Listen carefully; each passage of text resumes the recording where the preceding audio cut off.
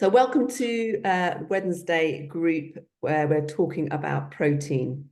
So the reason why protein is so important, and particularly for midlife women, there's many reasons that don't just apply to being a midlife woman, but it helps you to beat snacking, transforms your body. And this whole meeting is really going to be about understanding how protein works and why it's so good for you.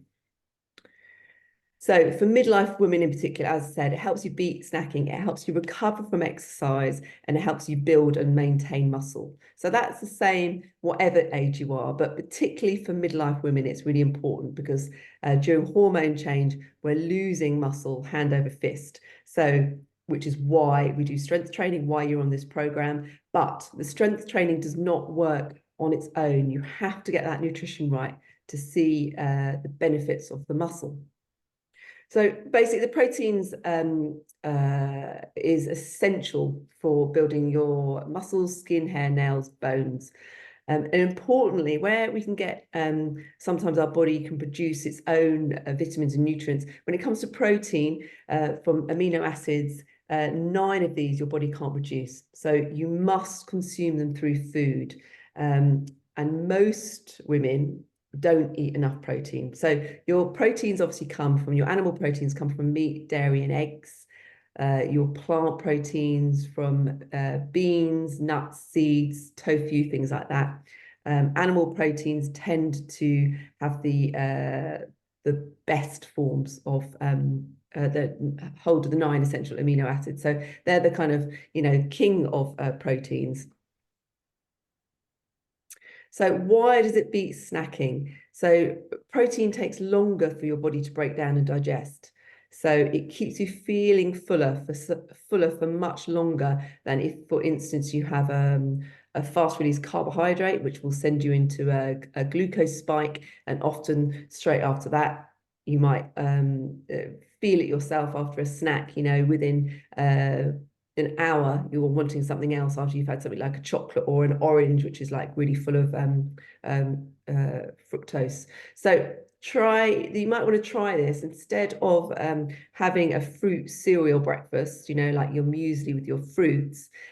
Try maybe this week having an egg breakfast and track whether you feel hungrier later than if you usually have a sweet breakfast. Just have a little play with that and see if there's any difference, because usually there is. So always when you're thinking, actually, I feel peckish, I want a snack, try to have something like a protein snack instead, and it will keep you feeling fuller for longer. It's why, for instance, I recommend you have your protein shakes at 2:30, 3 o'clock in the afternoon, because that will normally beat your snacking and it will keep you going right the way through dinner. So it really helps you to recover as well. So some of you will have heard me talk about DOMS. I know Ginny will have done, but other people, it might be a new thing. So DOMS stands for delayed onset muscle soreness. So basically, when you're exercising at a challenging enough level, you create microscopic tears in your muscles. Now, to some of you, that might sound like, oh, that's got to be bad. I don't want to create tears in my muscles. But you need to do that because it's as that muscle fiber repairs that it grows the muscle.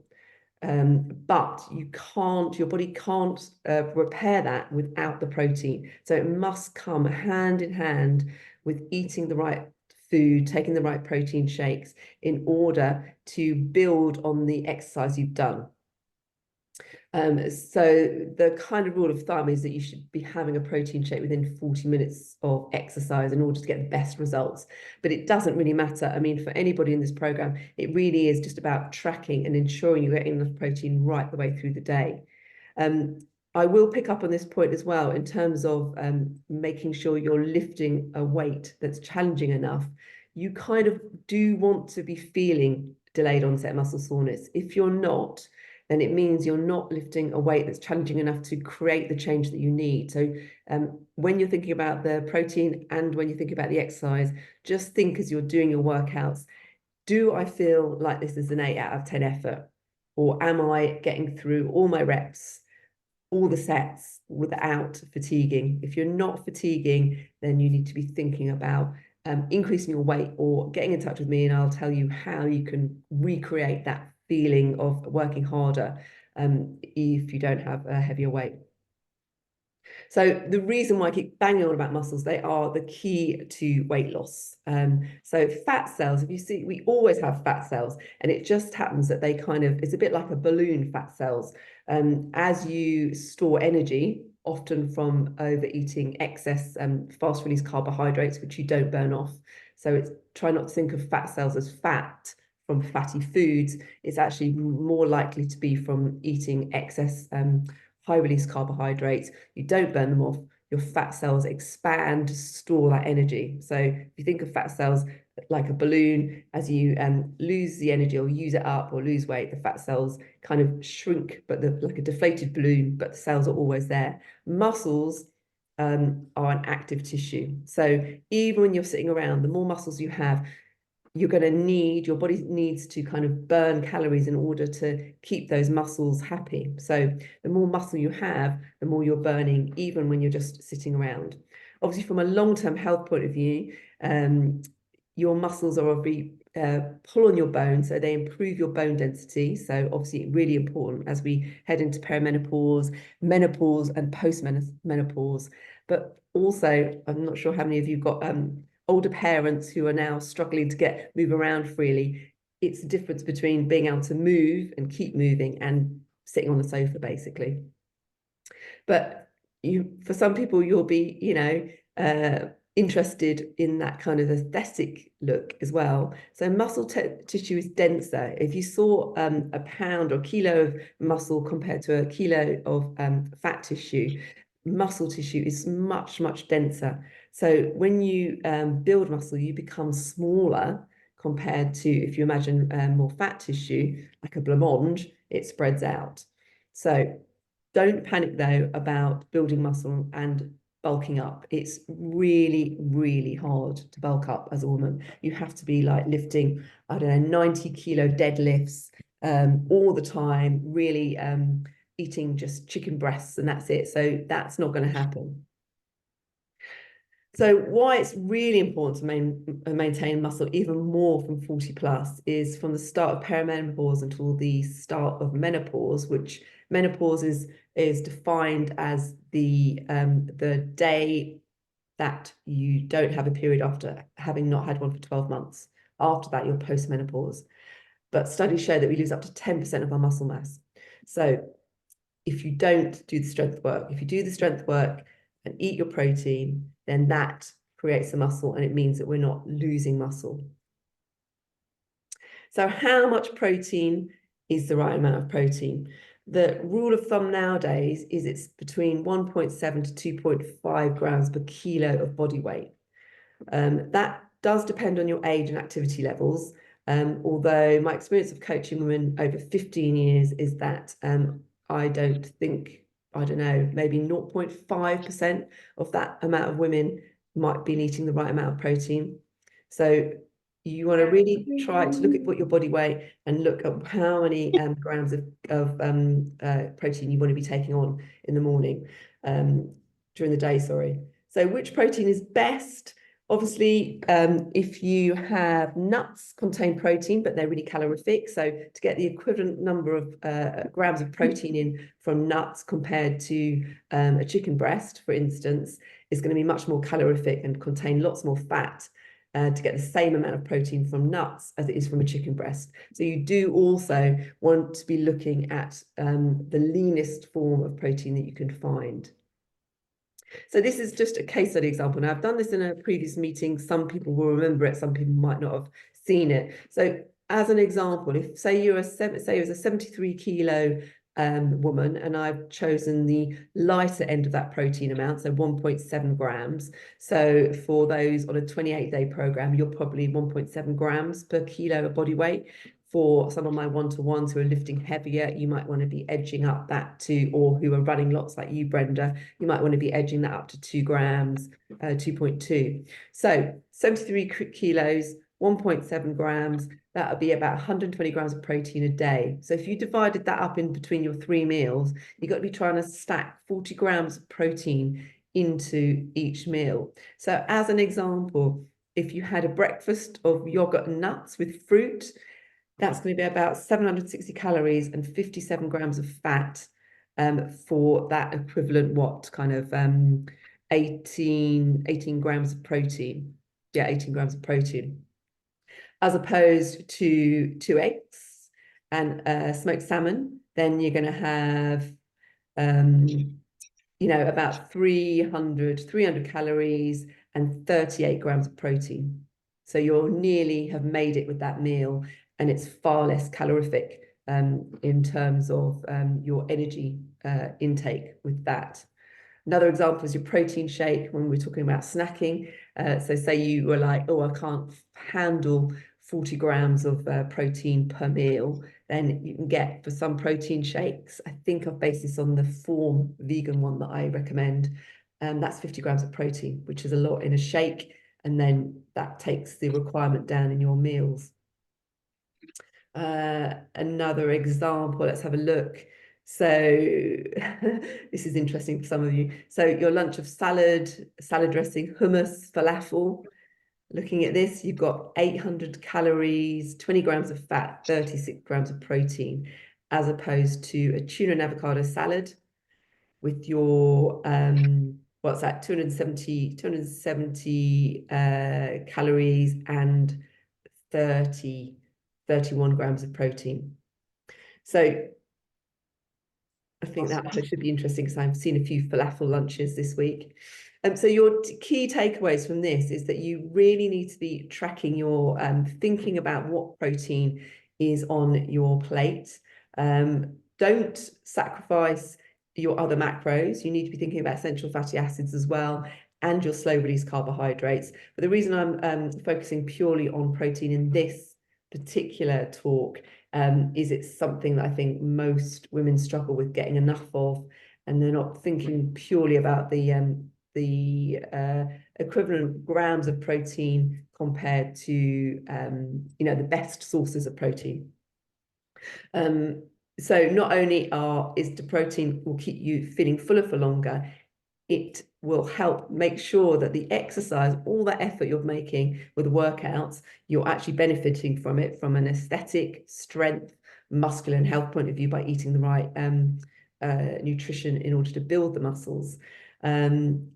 Protein powder, if you're not yet doing it or you've lapsed, make sure you're having one in the morning or afternoon, or you can do both. It's totally fine to do both, depending on what your protein requirements are.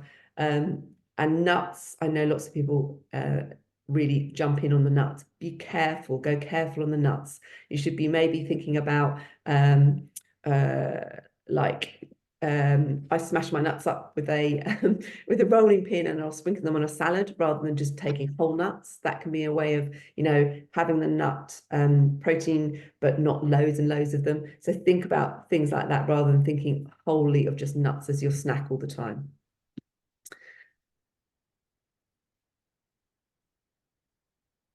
So, any questions? And it doesn't have to be just about the protein. If there's anything else about, oh look, we've got Corinne actually cooking her meal. Very good, very good. Oh, very nice, very nice, very nice.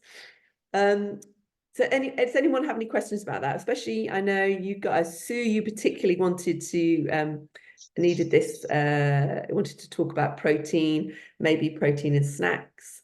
Anyone on the 28-day program, your protein requirements are going to be slightly different in your phase 2, where you don't have meat, because yours is about a gut reboot, but your protein requirements are still important. So I'll be talking to you next week in your group about ways around how to get snacks and more protein in as we cut out fish and meat.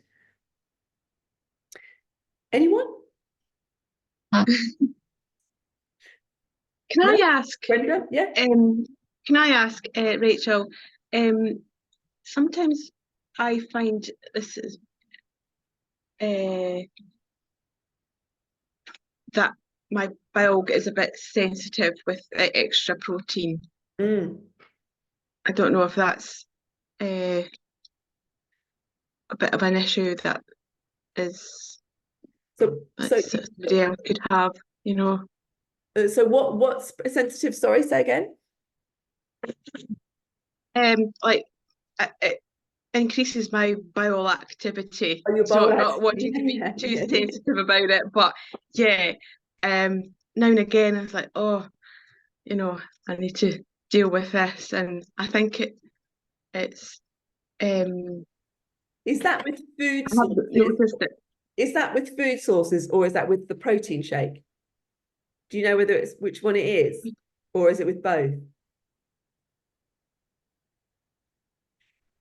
I think it could be both, actually. With Yeah, both. yeah, Well, I mean, it shouldn't. I mean, with it's not a problem. And actually, protein, yeah. if it also means that you're increasing your fiber intake and getting Oh, more okay. whole activity, Yeah, that's actually probably a good thing. I mean, you yeah, maybe yeah. because you're a big runner, and I know you've got a marathon this Uh-huh. weekend. So Yeah, yeah, obviously you leading into that, then you might want to be a bit careful about that before you go in, because that's obviously not sure. what wanted to be happening before Yeah, yeah. or on the day. But I think other Uh-huh. than that, it's not really, increased bowel activity is not a bad Uh-huh. thing at all. Yeah, Yeah. yeah. I've just noticed this, over like the last few weeks, really. Just the last few weeks, just and Mm, have you increased your protein in the last couple of weeks, or you just um, more conscious of it? I'm probably just more conscious of it. I mean, I'm still, I take a shake when I come in from work rather than the 3 o'clock. Yes. Yeah. Um, so that just staves off me desperately wanting to make tea, Yeah. get on my evening meal. So it covers me to do my Because workout in the evening. yeah, That because suits me better. yeah, because you tend to be all back end. I shouldn't use Yeah, that. We're just yeah, talking about yeah, bowel yeah, activity, should I? But in terms of your fitness stuff, you do it all in the afternoon. You do yeah, it yeah. yeah. Oh dear. Yeah. Some people Anyone else? can be Sue, go sensitive. on. I think some people can be sensitive to the sweeteners in protein powders, even if they use like what's called a natural sweetener, because I know that I have to be quite careful about which some protein powders just literally go straight through. Okay, that's interesting. I don't know whether you. So sometimes those, and so it might be worth trying a protein powder without a sweetener. I mean, Yeah, but that's a good. Yeah, that's a good point. I don't know whether you all heard that. It's always really low Yeah, volume on your thing, Sue.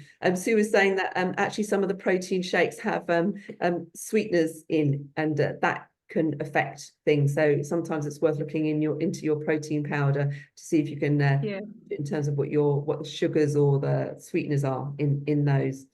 Um, anyone else? Anyone else?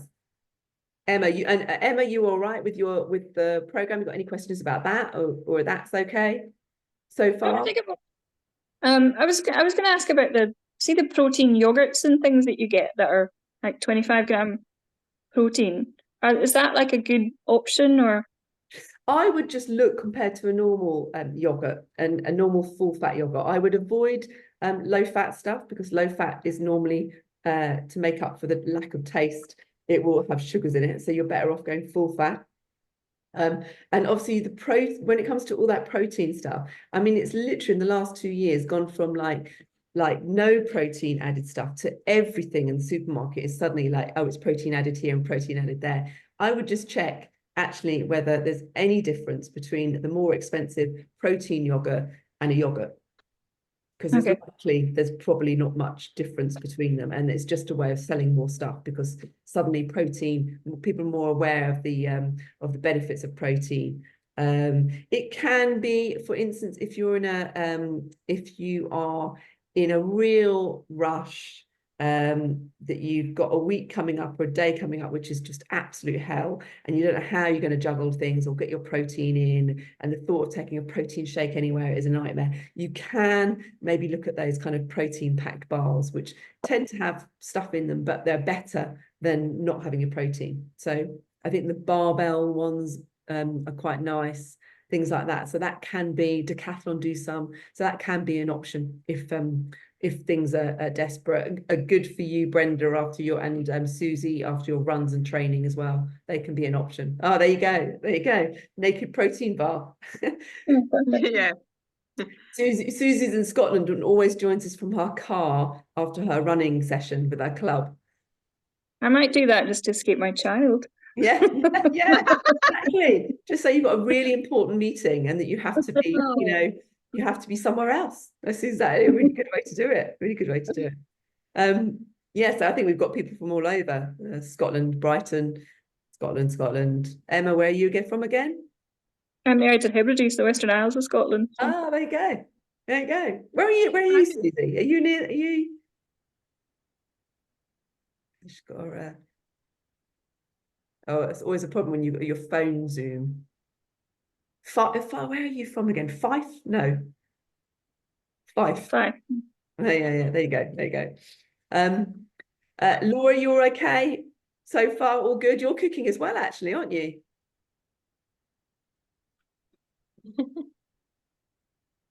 I can't unmute you, can I?